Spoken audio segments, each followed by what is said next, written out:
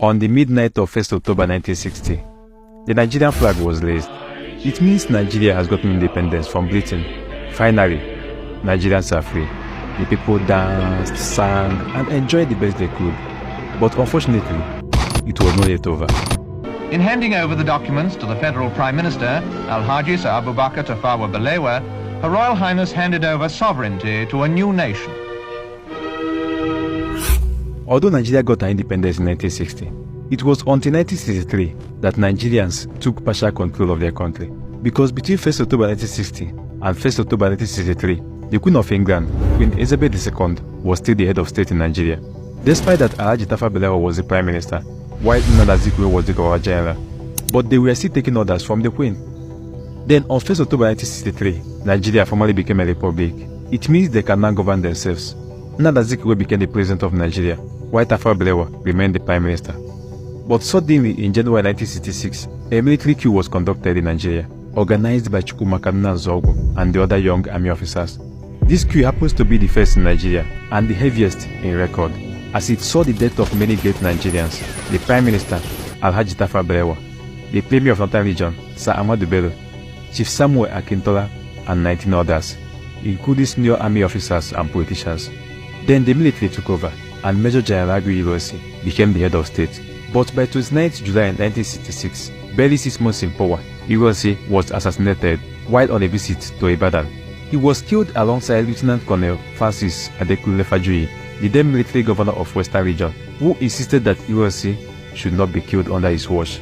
The soldiers who came for the exercise then decided to take both of them, as he would not allow them to take away his guests. Their body was later found along Owo Road in Ibadan. After Ironsi's death, General Yakubu Gowon, who was the most senior military officer from northern Nigeria, took over as head of state.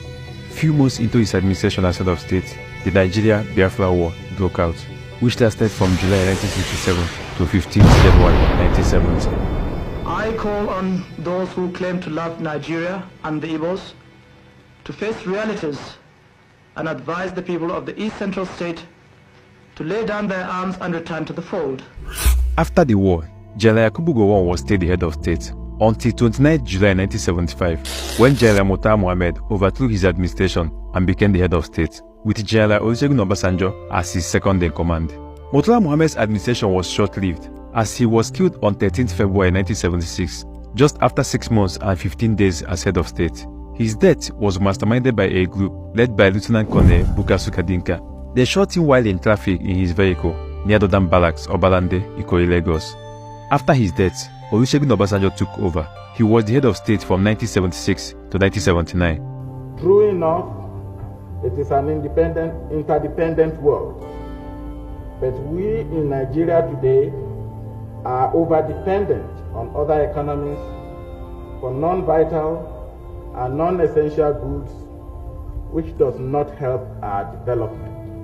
During his administration, he promised to conduct an election for civilians to rule the country. By August 11, 1979, a general election was conducted and Alhaji Shehu Shagari became the president of Nigeria, with Dr. Alex Ekwueme as the vice president. I, Sheikh Usman Aliyu Shagari, do solemnly swear that I will be faithful and bear true allegiance to the Federal Republic of Nigeria. After their first 4 years as president and vice president, on 6th August 1983, another general election was conducted, and the result was a victory for the incumbent, Alhaji Shehu Shagari. He just won his second tenure as president, but the second tenure only lasted for 4 months, because on 31st December 1983, General Muhammadu Buhari overthrew their government through a coup.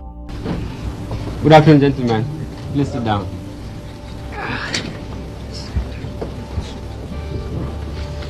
General Buhari became the head of state of Nigeria for only about 1 year and 8 months, when in August 1985, General Ibrahim Babangida, who was part of the team that helped Buhari become the head of state in 1983, conducted a military coup and overthrew the Buhari administration, thereby becoming the head of state.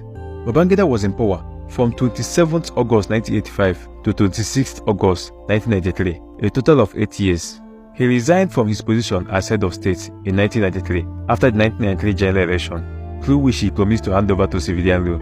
But instead of handing over to Chief Moshood Kashimawo Olalekan Abiola, popularly known as MKO Abiola, the presumed winner of that election, General Babangida decided to annul the election.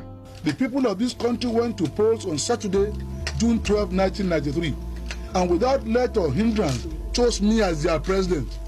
I won in 20 states, and I won the 1/3 of the votes in 28 out of 30 states and at the Federal Capital Territory of Abuja.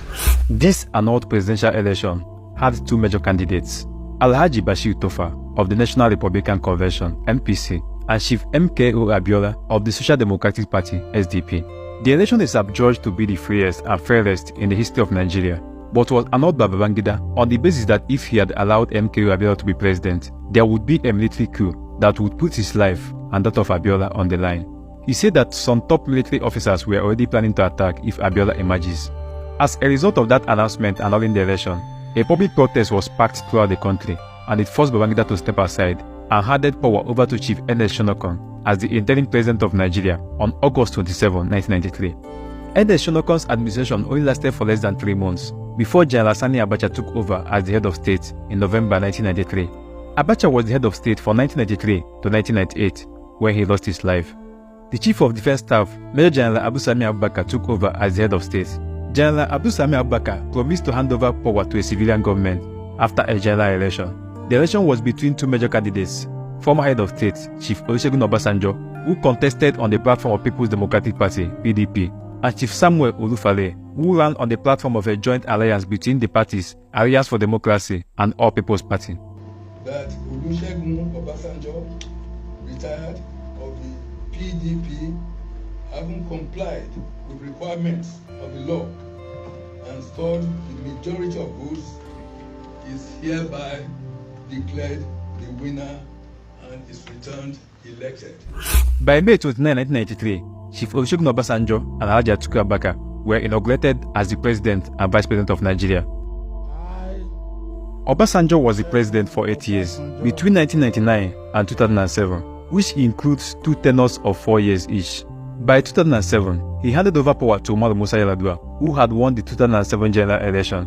But by May 5, 2010, after just 3 years in office, Umaru Musa Yar'Adua was declared dead following months of illness. Dr. Goodluck Jonathan, who was the vice president, took over and completed the tenure, while he also ran and won the 2011 general election, giving him a fresh tenure that lasted from May 29, 2011 to May 29, 2015. By 2015, through a wave of coalition and alliances that gave birth to a new political party, the All Progressive Congress (APC), Muhammadu Buhari won the presidential election, defeating the incumbent president, Goodluck Jonathan, and others. This marked the return of General Buhari, who was the military head of state between 1983 and 1985. He then served as the president from 29 May 2015 to 29 May 2023.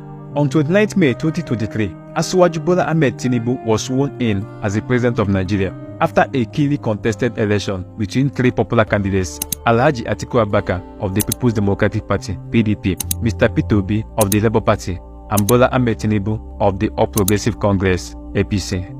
But in all this, after years of gaining independence, it still reflects as if Nigeria is still under colonial bondage. Thank you for watching. More is coming your way. You need to subscribe and like this video.